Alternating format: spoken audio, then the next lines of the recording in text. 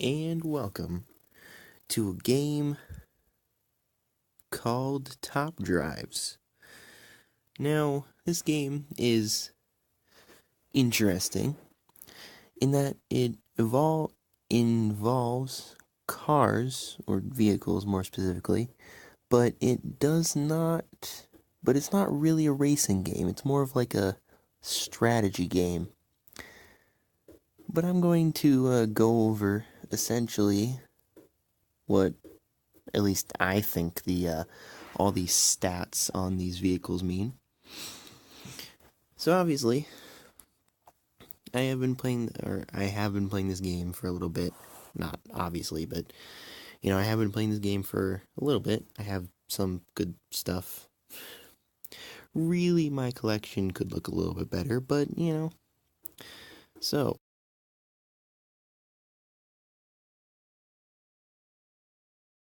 about this would be to go for something that isn't upgraded. However, I don't think that truly matters. So yeah, we're just going to go for something that's something that's served me well so far. The 2004 Honda S2000 Type S right here. So each vehicle has this type of thing where it shows you the picture, all sorts of different things, the brand, full name of the car, the year, the country that it's from, and of course the main things that actually matter. The the things on the right being the yellow C, that's the essentially rank it is. They go from S to F. S obviously being the best and F being absolutely try to use them for the amount of time as you can.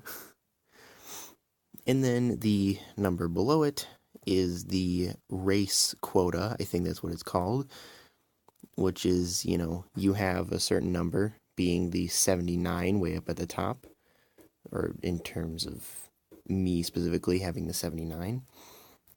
And then, that's how much this car costs, and you can only have up to 79 total for the 5 vehicles in each challenge, I guess.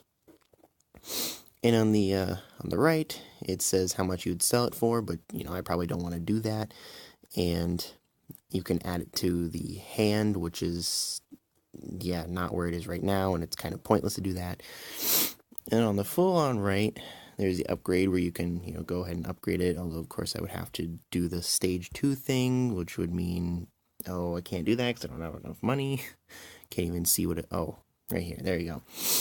So you'd have to take cars that are, you have to take anyone, or, basically like up to 3 of the cars down here. Well, you have to do 3, but depends on the vehicle. You have to do 3 for this one, but yeah. So, I'd have to do that, and of course you have to spend a little bit of money to upgrade to the next rank so you can, upgrade it more. It makes you use a lot of vehicles for that. And then the wrenches on the side tell you how many races you can do before you need to wait for it to, wait for it to be fixed. So, let's get on to the actual stats. The top speed right there is an interesting stat, and it doesn't truly matter in a lot of the events. But what it does matter in is really the mile drag race, because even if there was a vehicle that was a little bit quicker, 0 to 60, then this car in a mile drag race, if this thing has a higher top speed, then it could still win. Because of the fact that as the other car gets close, or as you get close to your top speed, you kind of, it gets more difficult to get up there. And also, a top speed helps in the test bowl, which, it's really all about just It's not exactly as long as the mile drag race. I don't know why, but it just, there you go. Top speed can also have an effect on like the 0 to 100 to 0, 0 to 100, and of course 0 to 150, because there is cases in this where they have, like, in the 0 to 150, there are cars that don't, like, what you're facing, the cars don't actually make it to 150. So if you can make it to 150 and they can't, you get just 250 points without even having to, like, worry about anything else. Anyways, and then 0 to 60 time. Now this one is used in quite a bit. It's used in, I don't know, it's how many seconds it takes to get from 0 to 60 miles an hour, which is really helpful because, it's the quicker acceleration of the car, so it's used on things like the hairpin road, on, of course, the quarter-mile drag race, the half-mile drag race, interval 0 to 100 to 0, 0 to 150, 0 to 100, test bowl in general, the karting circuit, kind of, city streets, somewhat.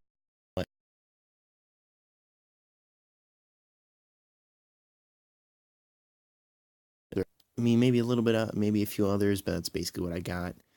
I did say Twisty Road, I think. I don't know. Actually, maybe, I don't know if it's really, I guess it is kind of Twisty Road. Maybe also the Twisty Circuit, but that's more to do with grip. Speaking of grip, grip helps in a lot of the things where there's a lot of, like, tight turns or anything like that. So it kind of helps in, like, the slalom test, the G-force test, the Twisty Road. I guess it should help in the hairpin road, but it doesn't say that, because when you are putting cars in for each different event, it shows which stats you should be looking at in terms of, like, this is what's going on here. Grip is also kind of used basically anything that's turning, like even city streets, definitely the karting circuit. The car park is really important for that. Indoor karting as well, Twisty Circuit. Yeah. Drive. This is where some of the weather drive and front wheel drive, when the tracks that are in the rain and also on snow, dirt, or mixed tracks, they kind of have a slow start and don't do very well. Whereas four-wheel drive can really help that, especially when we're talking about, like, rain and probably, basically snow, dirt, and then the mixed tracks, which is a mix of dirt and asphalt. But really have a preference between front wheel drive and rear wheel drive, which is kind of weird because in theory with rear wheel drive you can go quicker around corners, which is technically a thing, or which is a thing, but you could also go quicker with four wheel drive, but we're not worried about that. We also have the tires. Now, the tires are really in two types of sets. Actually more like three. The not helpful ones, the ones that don't really do anything, and then the ones that are really helpful. So the ones that are, like, assumably not helpful at all are the slick tires, and the ones that you will find on most of the, like, fast cars are the performance tires, which in theory would do better on a sunny, dry asphalt track, but I don't know if that's the case. There are also standard tires, which are, better than performance, and obviously slicks, because slicks are awful on snow and dirt and whatever, because you can, like, not have to worry about performance tires getting in the way and being dumb. And then there's the ones that are actually, like, helpful, like the all-surface tires, which are good for rain and snow and all that.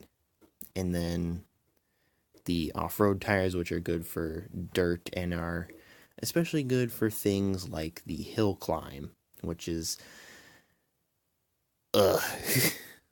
I just hate having to do the hill climb because it's ugh, so stressful. And it's like you don't make it, but they make it's not because like with all the events there is a certain like you beat your opponent, and then a certain amount of time later the points that you get for winning will start to increase. Well, the for most of them they are pretty proportional to how quickly your opponent or how far your opponent could really be behind you, whereas the hill climb is not. It takes so much more. Like there's just, I don't know. It's just instantly when the points start going up. Anyways, we need to get on to this. So, the other stats, which are which are also important. The weight. The weight, I honestly don't know when this helps or hurts. Maybe it's like stop earlier or something like that. I don't know. The engine position is in the front. I mean, I don't know if that actually really helps or hurts in any way. It may help with weight distribution, but I don't know if that's really a thing that works really well in this. Width width is kind of an important thing for like the karting circuit or the karting circuit, the indoor karting. Maybe, I don't know. Height, I honestly don't know if that makes a difference. The ride height, that makes a difference in the city streets because there are the speed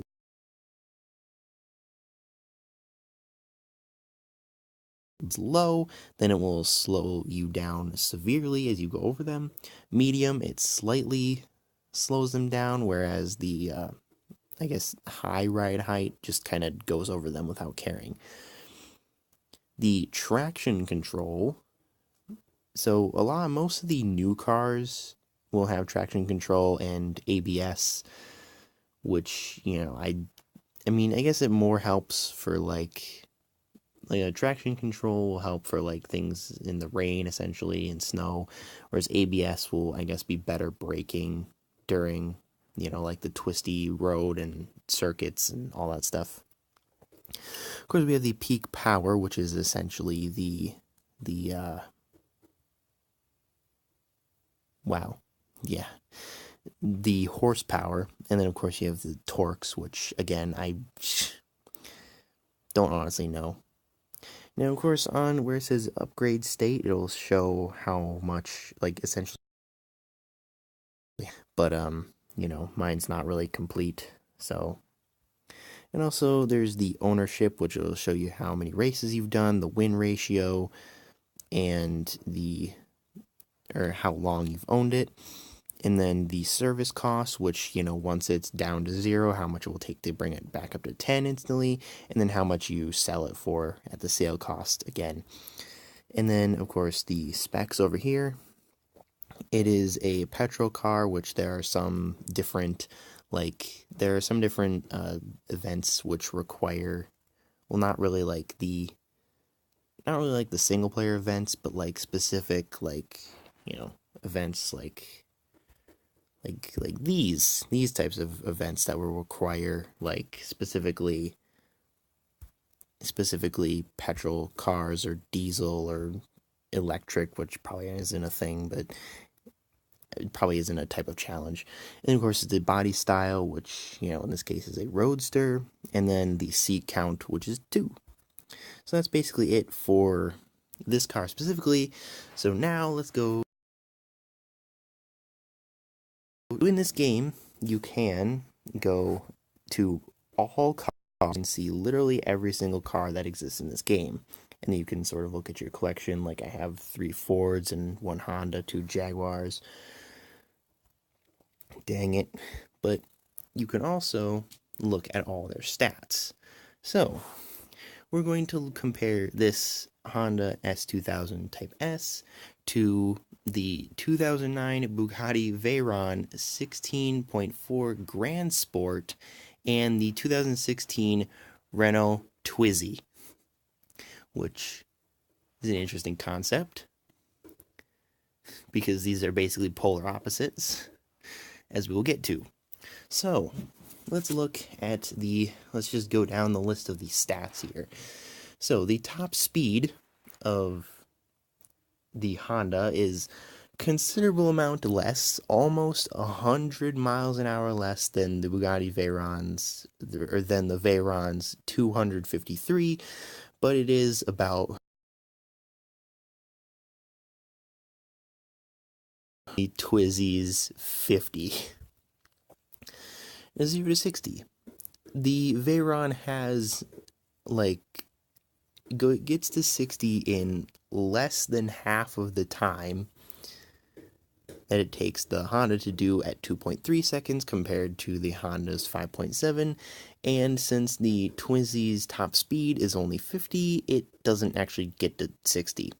Although it does say when you flip it over, because it has the 0 to 60 twice, it says 90 seconds, which technically isn't even possible. And I looked at another car that didn't reach 60 to see if that was just like a default thing, and it just wasn't, and I was really confused. So I don't know how a car that isn't able to reach 60 can theoretically reach it, but I'm not gonna worry about it. It's a terrible car anyways.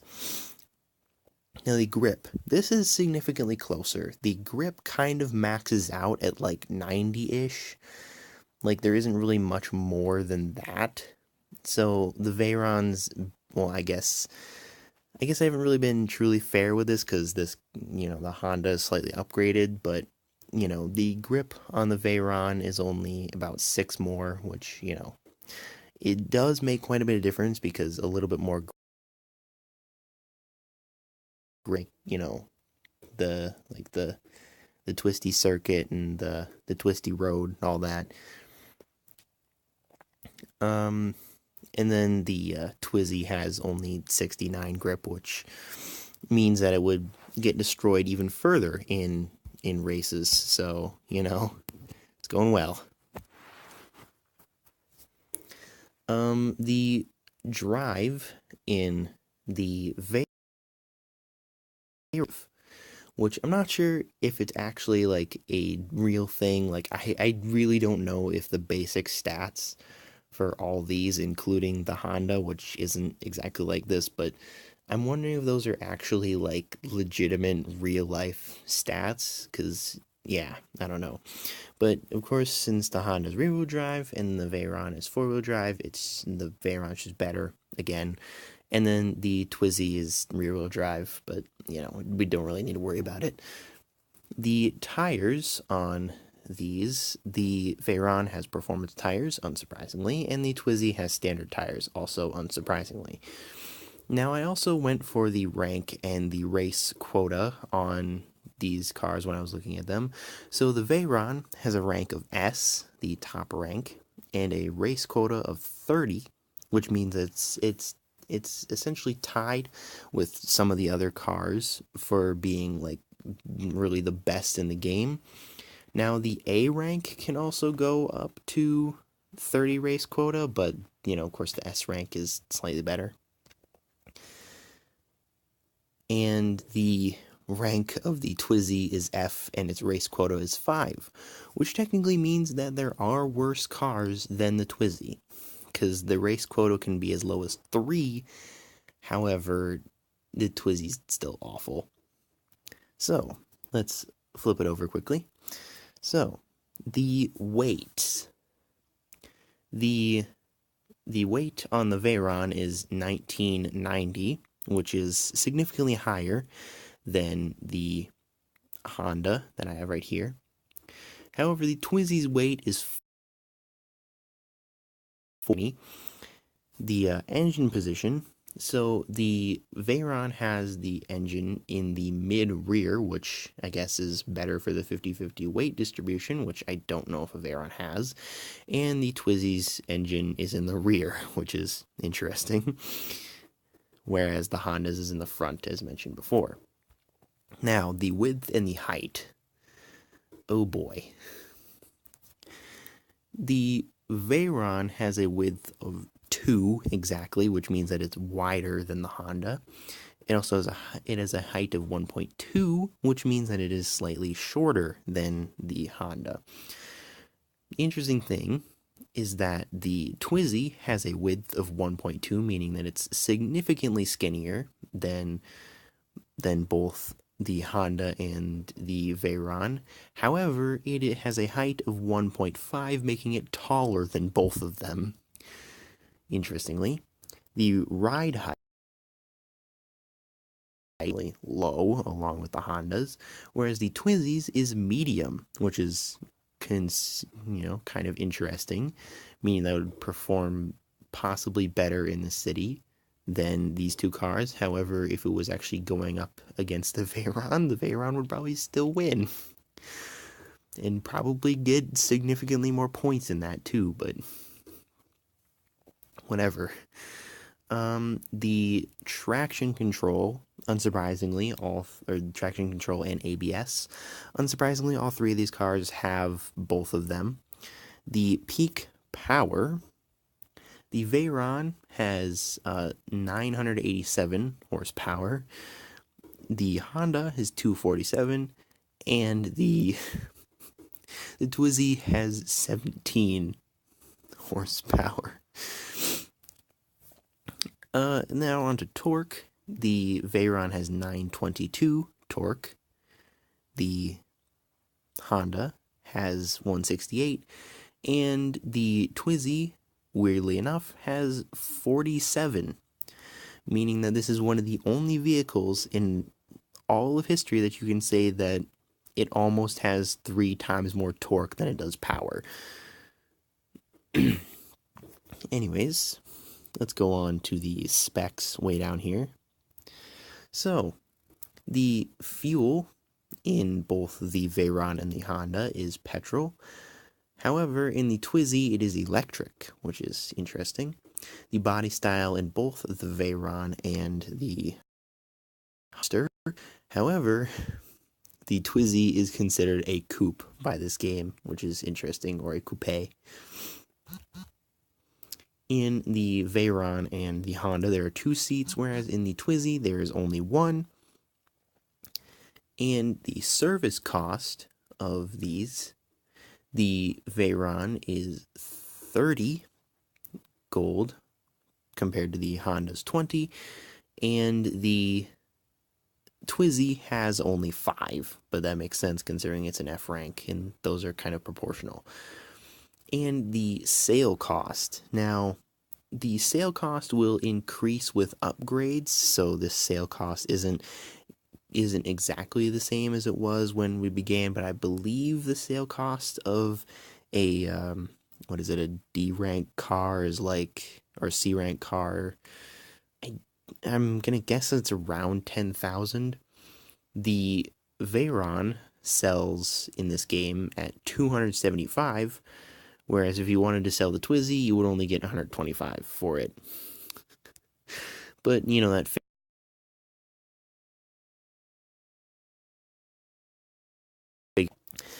that is it for all the things in this game. Obviously, I didn't look at every single vehicle, and there are possibly better vehicles along with, possibly worse, or there technically are worse vehicles. I just wanted to talk about the Twizy. So, that's it. Yeah. I don't have anything more to say. I don't know if I'll be doing, any actual, videos of this game, but, I can certainly try, I guess. Yeah, that's it. We're done.